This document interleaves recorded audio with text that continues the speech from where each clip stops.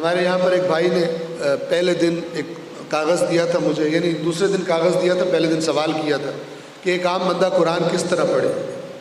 یہاں پہ میں یہ آپ کی خدمت میں عرض کر دوں قرآن کس طرح پڑھنا چاہیے۔ سب سے پہلے تو قرآن مجید کے معاملے میں نہ کسی انسان کی بات سنیں، عام انسان مراد عوام ہے، نہ کسی فلسفی کی بات سنیں، نہ کسی مولانا کی بات سنیں، نہ کسی شاعر کی بات سنیں، نہ کسی خطیب کی بات سنیں۔ قرآن کے معاملے میں اگر اعتماد کرنا ہے تو اللہ اور رسول اور اہل بیت کی بات پر اعتماد کریں۔ ایک بہت بڑا گھپلہ ہو گیا ہمارے ساتھ، بہت بڑا فراڈ ہو گیا ہوا ہے، وہ یہ کہ جو اللہ کہہ رہے ہیں اپنی کتاب کے بارے میں، جو رسول اللہ کہہ رہے ہیں اس کتاب کے بارے میں، جو مولا علی فرما رہے ہیں اس کتاب کے بارے میں، جو اہل بیت اطہار کے باقی افراد فرما رہے ہیں اس کتاب کے بارے میں، اس کو ہم نے چھوڑ دیا ہے، اور جو قبلہ صاحب فرما رہے ہیں اس کو پکڑ لیا۔ آپ جانتے ہیں اگر کوئی شخص اللہ کی بات پڑھے، وہاں کچھ لکھا ہو اور قبلہ صاحب اس کو کچھ کہے، قبلہ صاحب سے میرے مراد سارے ہیں، جو بھی یہاں بیٹھتا ہے، کوئی عنوان ہو، مولانا ہو، ذاکر ہو، خطیب ہو، شاعر ہو، وہ جو یہاں بیٹھ کے وہ بات کرتا ہے جسے سننے والے دین کی بات سمجھتے ہیں۔ وہ دیکھیں قرآن میں یہ لکھا ہے، ادھر سے دیکھیں قبلہ صاحب یہ فرما رہے ہیں، اگر وہ کسی بھی وجہ سے قرآن کی بات چھوڑ دے جو واضح ہے اور قبلہ کی بات سن لے، یہ وہ کام ہے جو اللہ نے بتایا ہے کہ یہودی اور مسیحی اب اللہ کی اپنی اپنی کتابوں کو چھوڑ کر اپنے علماء کی بات پر اعتماد کرتے تھے۔ عجیب بات ہے نا، سخت بات ہے۔ اور الفاظ بھی کیا استعمال کیے، ابھی اس کو میں سمجھاؤں گا تو آپ پر واضح ہو جائے گی۔ الفاظ بھی قرآن نے کیا استعمال کیے۔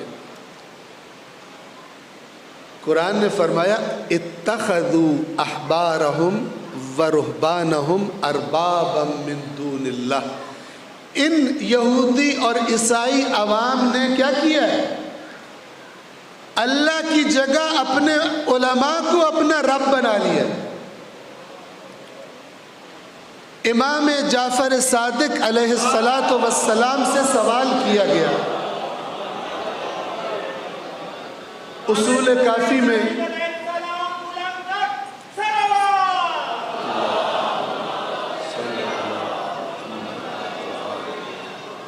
سوال کیا گیا کہ یہ جو قرآن نے کہا ہے کہ انہوں نے احبار حبر کی جمع ہے، یہودی عالم کو حبر کہتے تھے، رہبان راہب کی جمع ہے، مسیحی اپنے علماء کو راہب کہا کرتے تھے، انہوں نے اپنے احبار اور رہبان کو اربابن رب کی جمع ہے، رب بنا لیے، من دون اللہ، اللہ کو چھوڑ۔ تو امام سے سوال کیا گیا کہ یہ جو یہودی اور مسیحی عوام تھے یہ اپنے علماء کی عبادت کرتے تھے، ان کو سجدہ کرتے تھے۔ امام نے فرمایا واللہ نہیں، اللہ کی قسم، نہ یہ اپنے علماء کی عبادت کرتے تھے، ان کے سامنے کو کھڑا کر کے سامنے سجدہ کر رہے ہوں، نہ ان کے لیے روزے رکھتے تھے مثال کے طور پر۔ اب سنیے غور سے امام نے کیا فرمایا۔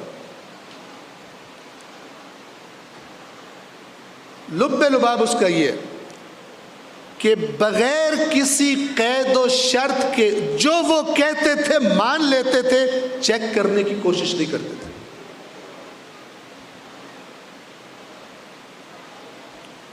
چیک کرنے کی کوشش نہیں کرتے۔ بہت اہم نکتہ، بنیادی نکتہ بتا رہا ہوں آپ کو، خدا کرے سمجھا پاؤ۔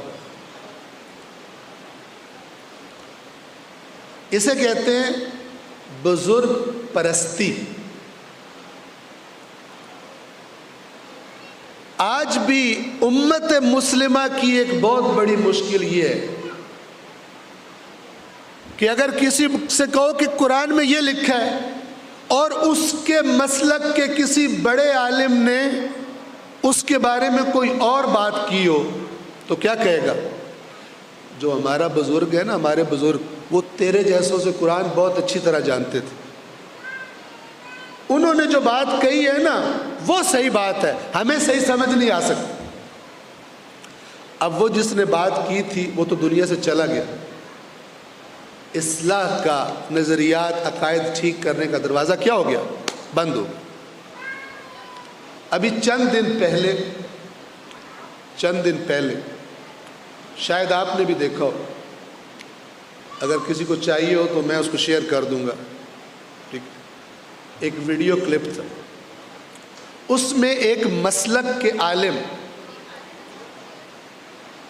اپنے مسلک کی خصوصیت جس پر انہیں فخر ہے، جس کو کہہ رہے ہیں ہمارا امتیاز ہے، باقی جو ہیں وہ اس معاملے میں فارغ ہیں، یہ ہمارے مسلک کا امتیاز ہے۔ اور وہ امتیاز کیا ہے؟ اب سنیے،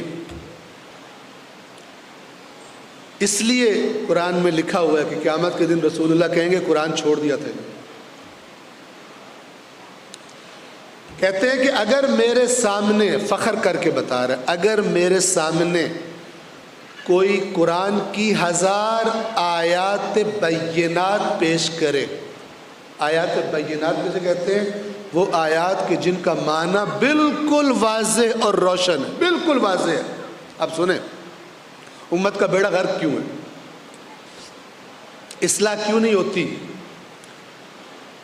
اگر کوئی میرے سامنے قرآن کی 1000 آیات بینات لے کر آئے جو ایک مسئلہ بیان کر رہی ہوں اور وہ مسئلہ بڑا واضح سمجھ بھی آ رہا ہو،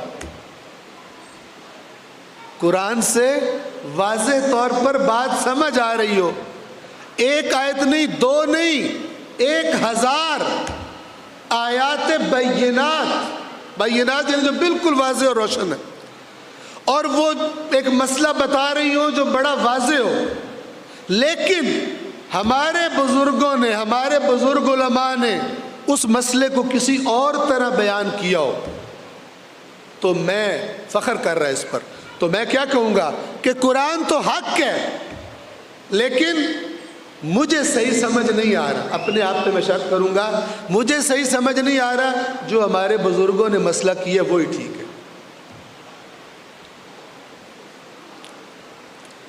اس پہ غور کیجئے گا، یہ نظریہ جس کا ہے یہ تقریباً سبھی میں ہے، ہمارے سمیت۔ جو قرآن پڑھیں گے نا ان کو پتہ چلے گا، جو پڑھے گا ہی نہیں تو پھر موجہ، اس کو ٹینشن ہی نہیں۔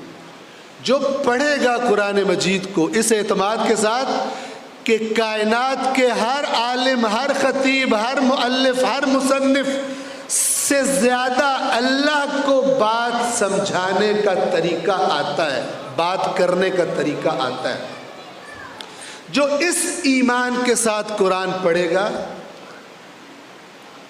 وہ اس وادی میں داخل ہوگا، ورنہ 19-20 کے فرق کے ساتھ کیا کہیں گے؟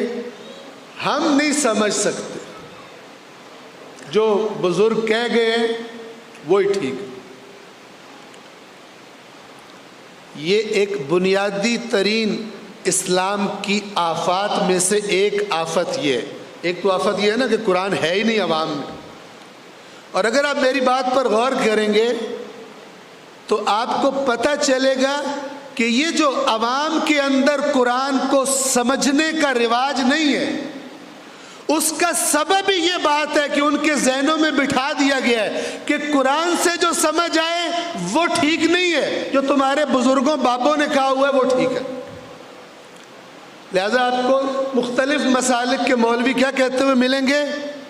خود قرآن نہ پڑھنا گمراہی کا خطرہ ہے۔ سبحان اللہ، اللہ نے جو کتاب نازل کی ہے اس سے تمہاری گمراہی کا خطرہ ہے، جس کو وہ کہہ رہا ہے کہ ہم نے تمہاری طرف وَأَنزَلْنَا إِلَيْكُمْ نُورًا مُبِينًا، ٹھیک ہے، وَهَذَا بَيَانٌ لِلنَّاسِ، یہ لوگوں کے لیے بیان ہے، جس کی تعریفیں کر کر کے کتاب کی اللہ تھک رہا نہیں ہے، اس کو نہ پڑھنا، گمراہ ہو جاؤ۔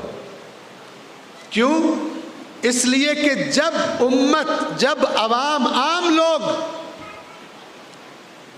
جس طرح اپنے اسکول، کالج، یونیورسٹی کی کتابوں کو پڑھتے ہیں، حل کرنے کی کوشش کرتے ہیں کہ میرے لیے کلیئر ہو کہ بات کیا ہے تاکہ میں امتحان دے سکوں، تاکہ میں سمجھ سکوں، تاکہ یہ علم میری اگلی آنے والی زندگی میں میرے کام آئے۔ حل کرتے ہیں کتابوں کو۔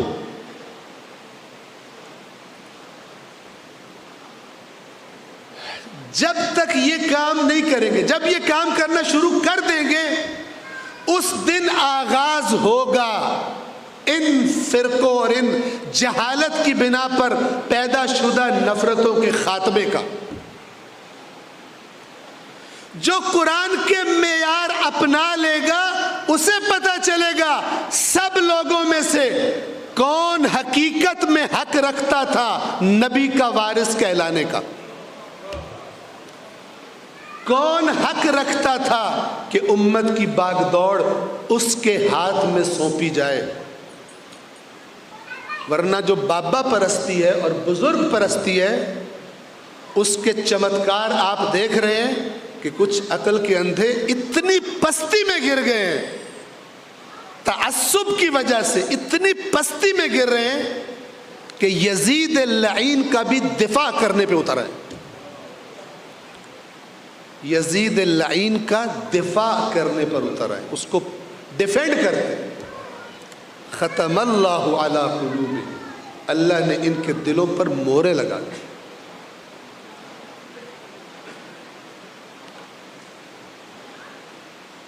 مور کا مطلب کیا ہوتا ہے؟ مور کا مطلب یہ ہوتا ہے کہ یہ ڈٹائی میں اتنا آگے بڑھ گیا ہے اپنے ڈھیٹ مزاج میں، ہٹ دھرمی کے مزاج میں،